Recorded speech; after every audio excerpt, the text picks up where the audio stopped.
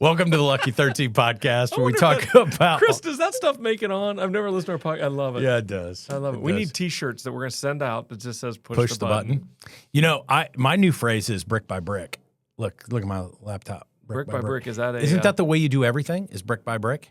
Yes. Brick by brick. Yeah, you know? But the problem with that I have is they're scaling, so we got to get more people building more bricks, or we're going to be stuck totally on fine. I was using the... By the way... I'm Josh. I'm Mike. Lucky 13 podcast, where we talk about all things people and profit and business. It was interesting. I was talking about this brick by brick, and I teach this to like our advisors who are out building their own businesses and that sort of thing. And I talk about, you show up every day and you lay 20 bricks, and you don't think you've gotten much progress, and then you show up the next day and you lay 30 bricks, and then 20, and then after a year, after 90 days, you look back and you're like, dang, I built a whole wall of a house, right? But you don't realize it as it's happening. So I'm sharing this analogy to somebody who actually played college basketball, and he goes, don't ever use that analogy with a basketball player. No. We're not throwing 20 bricks down. I played with a guy named Brad Bogart who laid brick by brick. The guy couldn't hit water if he fell out of a boat. Yeah. Well, I could hit water if I fell out of a boat. I just couldn't jump over a phone book. Yeah. That was my problem. Well, what about the Sheridan phone book? We take the Smiths out. Can you get over it? Probably. All right, probably. But I was slow too. So, I made up for my lack of jumping with my slowness. If you've listened to this podcast, I'm a diehard IU guy. I went to school there. My parents went there and they met there. My dad stole my mom away from they weren't related before they went. My dad stole my mom away from one of his fraternity brothers. Love that was good. Come on. I went there. Two of my sons gone there. The whole thing. So I've watched a lot of bad football. A lot of bad things happen. What I'm blown away by is how one guy who has never coached at this level before can come into a program and turn it all around. And having been in leadership and HR and business leadership and all that my whole career, some people think that changing the results of an organization, changing the culture in an organization has to take a ton of time. And it hasn't taken any time at all there. No. And so I know you don't follow IU football, and I know you're chasing your young four around and all that. I'm at soccer on the let's and then we're going to talk about 7 ways to build the leadership strength of and I think we can tie those 7 ways to this conversation. Yeah, that makes sense. Will. But I believe in the concept, change the culture, change the game. Yeah. So I'll go back to my college days. My first year at St. Joseph's College, we were the worst team in the league by far. It wasn't even close. And here's the good news. As a freshman, I played 28 minutes a game in high school. As a freshman, I played 23 minutes the whole season. So that means I was the worst player on the worst team in the league. So if you ever see me just looking for some confidence, that's where that stems from. But the following year, we changed coaches, changed about 2 players. That was it. Starting lineup had 2 people different. And then we changed how we did everything, and then we went from worst to first in 1 year. And Dan Peters, God rest his soul, he's passed away since, he came in and completely changed how we thought about everything, how we thought about ourselves, how we thought about practices, how we intentionally approached everything, and that losing was not an option. This is where I steal this all the time, we were going to get beat. We were going to make teams beat us. And so we beat the hell out of each other in practice every day, and how we handled everything else, and teams weren't willing to beat us. So a lot of teams lost to us because we just refused to lose, if that makes sense. So I think of what I see that, and I see what happened in Indiana. It feels like that's a team that's going to say, you have to beat us now. We're not going to lose. You're not losing to you is not an option for us. Yeah, I think so. And so let's just say that, 40% of all the entrepreneurs in the world woke up this morning and their business isn't the way they want it.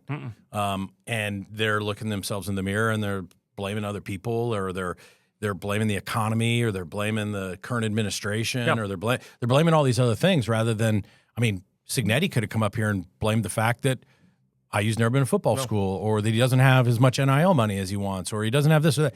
Instead, he said, it's on me, and I'm going to change the culture. And I believe that those 40% of entrepreneurs who woke up this morning and are hating their business can just make the decision in a moment. I'm going to change it, and I'm going to show up differently. I'm going to have a higher level of expectation. Correct. And we can change it, and it doesn't have to take forever. And it's funny that you said they made a decision. The number one thing we're going to talk about today, the first, not in any order, but this is the one that pops up first, is as an entrepreneur, you have to be an amazing decision maker. Dude, it's not funny that I brought it up. That was a well-planned transition to the first way to build a leadership strength that business creates. I love it. Decide. So when we talk about that, it's It's not just decide, it's decide and commit. There's the issue that I have. And don't get me wrong, I understand that we make a lot of decisions with the information we have at the time, but an object in motion stays in motion. It's a lot easier to turn an object that's in motion to a different direction than it is to just have a standing still and restart all the time.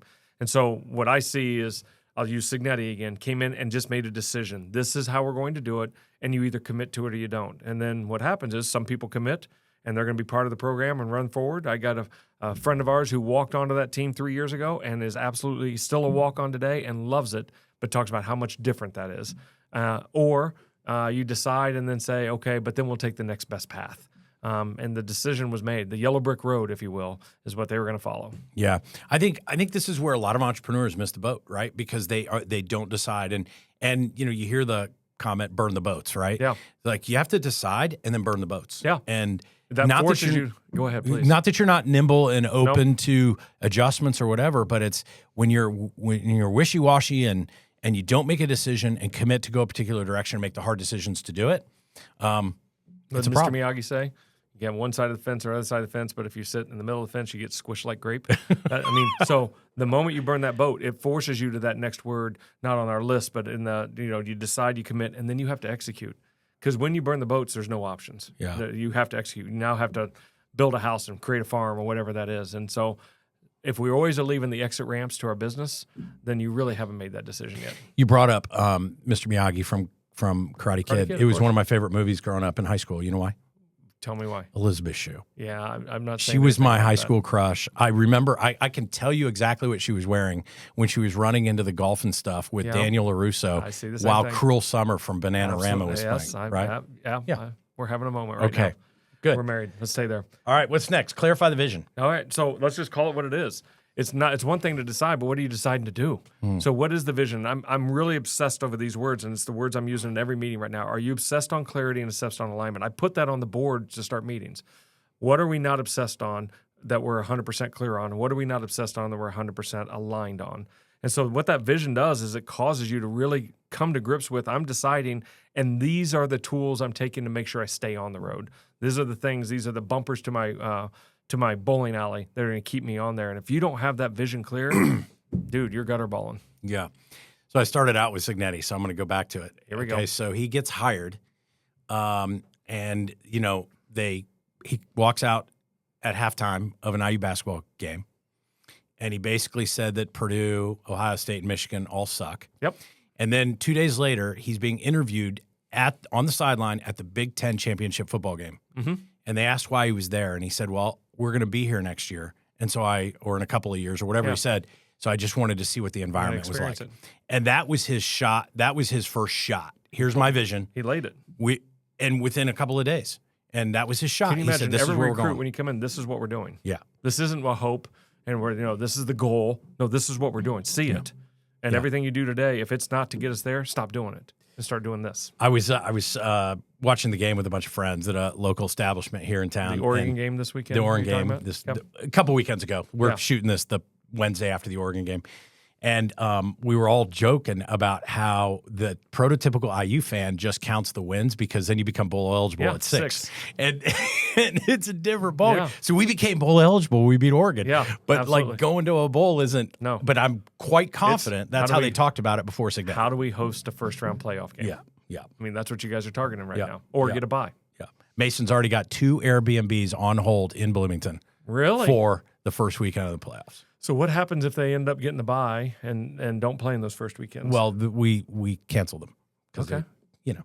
I was just thinking maybe, nothing parties like a rental. All right, so clarifying the vision. I think it's just so important. And it's deciding on what the vision is going to be and then casting that vision out and letting everybody see what that is. So let's pause for a second. I'm going to go backwards every time we do this. This is math at its finest. So let's go back. Have you decided? Have you absolutely made that decision, committed to, and executed? To execute it, that means I've laid the vision of where I'm going, and every decision I'm going to make is against that vision. And now that I know where I'm going, then I have to start to master. And the key word's master here. I got to master what being a leader and a manager and holding people accountable are.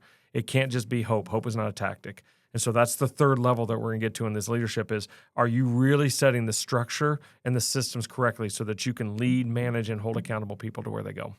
Time out. I'm going to come back to LMA in a second. I have a question for you. Fire away. Who do you think should set the vision for a company? Well, I believe personally, I'm an EOS purist. I think the leadership team together. Now the founder has got to be in the room, but if it's the founder's vision only and not shared wildly, I think it's missing. But the founder built a company to start, so that I really want to pull as much out of that thumb drive as I can. I want to get everybody else's perspective, but I always like to pull from my founder first. Now, the hard part with that is everybody tries to fall in line. Yeah. But there's a reason why so-and-so started XYZ company to do ABC. Yeah. Let's find out what that is, and then let's pull the talent in the room to see what we can do to sharpen that up. Yeah, we'll get back to number 3 in a minute. The reason I asked that is I was involved in 2 conversations this week about this exact topic. And where one was more purist, like I want a shared vision, right? Yeah. And where another person said, I want a shared vision, but I'm going to cast the vision. It's like, it's like Signetti didn't pull the team in and say, hey, guys, what do you want to do? What do y'all think? What do y'all think? He said, we're going to Big Ten, whatever, right? He's saying that, and then he built a team Correct. that believed in the same vision. So he came in and said, we're going to do, this is what our weight room schedule is going to look like. And then he allowed people to say, there's an opportunity for us to do this better or faster, doing it this way. Yeah. That's great, but he's got to cast what that looks like. What's our offense look like? Now let's evaluate if we have the right players, the right coaches. So I think, clarifying that vision, casting that vision, but certainly getting the buy-in of the rest of the group and a shared vision. So as goes the leader, goes the rest of the org. Let's go back to Master LMA. Yeah. But let's just call it, who is spending time actually going to leadership development classes, i.e. True You? Who's actually going time and understanding what management means and the difference between the two and when you need to wear those 2 hats? And then are you truly holding people accountable, and are they to agreements or expectations? And if you're not working on those, I believe the world's missing coaching mentors and developers. I just don't think anybody's getting coached, mentored, and developed at their truest level. And you'll see it if you go to a LA Fitness or if you go to just a training program anywhere in the country. The coaching, mentor, and developing is lacking, and that's where I think our hyper-focus should be. Yeah, and the way that when I first started following EOS, you'd see LMA. Mm-hmm. The way that you put it down in this document, and the way that I've started to see it, is the leadership plus management equals accountability. I'm going to cast the vision. Mm-hmm. I'm going to give you the tools on how to get there, and I'm going to hold you accountable to using the tools. It's the football reference, right? Effort plus technique will beat talent. Yeah. So you give me effort, I'm going to teach you the technique. Now I'm going to show you why we're doing this. So that's casting the vision. Yeah. If you give me some talent on top of that, we'll go win some championships, i.e. no 5 stars on Indiana's team. They are winning with effort and technique and over and over again. That's right. And we rolled out, thanks for the True You plug, but we have 4 proprietary leadership development programs that we've been teaching for years, right? Mm-hmm. And we started to hear a lot of demand from our members and our clients around a management class. So we just rolled out, we have our first cohort it's called Manager Principles. Yeah. And it's really about the management side of things, because leadership and management are different. Got to call them out. Right? And so we're finding that their eyes are opening up and saying, okay, I think I've been a great leader, but I've been a poor manager. So if you're an EOS person, hear me clearly. Before you go to terminate somebody, on page 19 and 20 of your little orange binder, there's a thing called LMA. There's a leadership 5 and a management 5. Answer those questions before you terminate somebody. And when you answer them, if you're a hell yes on each one of those answers, you have every right to say, that person did not fulfill their role. My answer is, if you're a no on any of those, you got to deal with your no. That I was a great leader, but I didn't give them the management tools that they needed. And if you don't deal with that, the next person's bound to fall into that as well. Mm-hmm, for sure. All right, get in the right seat. That's pretty simple. Yeah.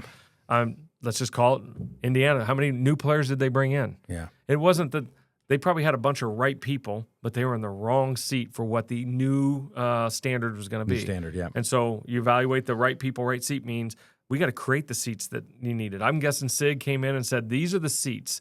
This is what the values of our organization are, and this is what that's going to have to be. The left tackle is going to have to be able to do these 5 things. And so if you can't do these 5 things, you can't play left tackle. Does that make sense? Same thing in the workplace. And so you got to get the right seats, and then you got to find the people to fill those seats. And so you build what the technique is in that seats, and you go find the person who has the effort and I'll just call it the potential talent to take you to that next level. And then you coach the hell out of them. Just coach them up.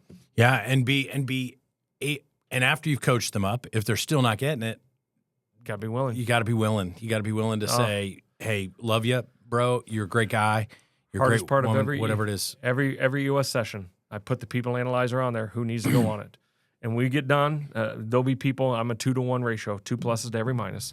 And you'll get done and you'll have somebody who has 4 pluses and 4 minuses, meaning that they are not fulfilling or they have a no and they get to once a capacity. And I get to stand there and say, guys, I don't understand why this person's part of your organization. And that's so easy for me to see because I don't know their kids, I don't know their family. Yeah. But that's the role of the leader and the manager is to say, I got to do for the greater good of the company. And what you find out is a lot of times you're helping somebody actually get to the life they should lead. So get those right seats. If they're misaligned, then your vision's not going to get there. That's somebody rowing in the boat at the wrong speed. Yeah, build a great team. Oh, come on. Building a team is not just, hey, I got a great team around me. There's some intentionality with it. Yeah. There's some recognition that you got to have some intentional cross-collaboration, that you got to take other ideas. I got one team that everybody has trained on an L10, and they take turns running other pieces of the L10 once a quarter. Just so they can, number one, make sure their L10 skills are there, but they get to hear what's going on in other companies, other parts of the company, and that collaboration's monstrous. Because to me, a great locker room is what you see on the floor. We only get to see the floor, but you know what's going on in the locker room when you see what's happening on the floor. You know, one of the things, and this Signetti did this, but I have an example of this in my career as well. Is you go through shit with people, right, and over time. And I'm a big fan of bringing people with you, right? Yeah. That you know. The loyalty side. Well, there's the loyalty side, but it's not just about loyalty. It's about, hey, I know what they're capable of doing. I know their unique ability. When I went from owning my first business and I was able to sell it, and I went over to Defenders, eventually like 8 people that used to be employees of mine at that company ended up coming over and working. Yeah. Chris Mills, who's my business partner, him in True HR and True U. She and I worked together for 5 years at Defenders first, right? And Signetti, when he came in, he brought like 9, 10, 12, 14 guys or whatever because he knew that they were the right They're like, you've people. never coached at the Big Ten. You've never done it. It doesn't matter. It doesn't matter. This team, we together, are better than any one unique coach that comes in. Yeah. And I think when I heard him speaking about that, and I looked back at the couple of times I've done it, the big thing is he was setting a new culture. And why not bring people in that already buy into that culture? Why not? Yeah. I mean, just give you that head start. Yeah. And look, it's the theory of you could take over a country with about 5 people. You get 5 people all balled into the same vision who all fight together on the same team. You could literally take over an organization, a country, whatever you want. And we got bad and good that we can talk about that. I don't want to get politicization. That's a big word for me. Too many syllables. But think about that. If you could just get the right 5 people leading your team together that all buy into the culture, they're all locked in. Yeah. What's the chances that the other 40 to 80 in your organization are going to be bought in? Yeah. You've just increased that likelihood. Yeah. So you got to decide and commit. You got to clarify the vision, master, lead, manage, and accountability. Get in the right seat. Get everybody in the right seat. Build a great team. Everybody locked in on core values and where that vision's going. Know your numbers. I mean, we got to keep score. Yeah. We got to keep score. They keep score on Saturdays, right? Yeah. They keep scores in practice. They keep score on reps and drills. I'm just going to IU football for a second. Everything's measured. They keep score of what's going on in the weight room. They keep score of what your classroom looks like. How you do anything is how you do everything, and let's not be subjective about it. And I'm going to say this, so it hurts me to say it, but we all live on our gut. But those numbers don't lie. And so I'm living on my gut, but the scale says my gut's not telling me everything I need to know right now. Right? That number tells me you got to make some changes. And that's why we're all wearing the things on our fingers and our arms. What's my blood pressure look like, and how much calories? Because numbers tell you your truth. Yeah. And if you don't know your numbers, somebody else will, and usually it's the company that's buying you out or the person who's taking your role. Yeah. You got a salesperson on your team. Their quote is $1 million a year or something, and they do $750. Like you can't avoid that. You can't deny that. Yep. I mean, that's just you get targeted 8 times and drop 4 of them. Where can you needs to be made? Right. Yeah. Exactly. And I love the objectivity of it. And so, does every person know their number? Is there a scorecard that you keep track of? Yeah. So simple. And that's we ought to do a whole episode on this, but I find that a lot of businesses struggle with everybody finding their number. A sales guy, that's fine. But I remember in the book Traction, they talk about the woman that her number was 2. Yeah. And it was the receptionist. Answer the phone 2 rings. In 2 rings, right? That was her number. Yeah. And until you understand how that makes an impact because customer service is what we pride ourselves on, but we answer the phone in 5 rings. Yeah. Does that really go together? You got to set something that proves that. Yeah, for sure. And then final, commit to 90-day priorities. Yeah. I'm guessing Sig said, here's where we're going to be in a year. but he broke it down. Here's what we got to do over the next 13 weeks. And then he broke those 13 weeks down. This is what we got to do brick by brick as we have that conversation. This is what we have to do today. And how does today affect our 90? And how does that 90 affect our 1 year? And how does that 1 year affect our 3 year? And that they all blend together. Casting that vision early, getting the right people on the team, and understanding we're not doing this today just because it feels good. Most of the time it doesn't. But we're going to go through the short-term pain today because of what it's going to do for us over the next 90, over the next year. Yeah. Do you see yourself playing at Lucas Oil? That's 90 days from now or less. What are we doing today to get there? Yeah. And if we string enough of those days along, brick by brick, There it is. we're going to get there. So cool stuff.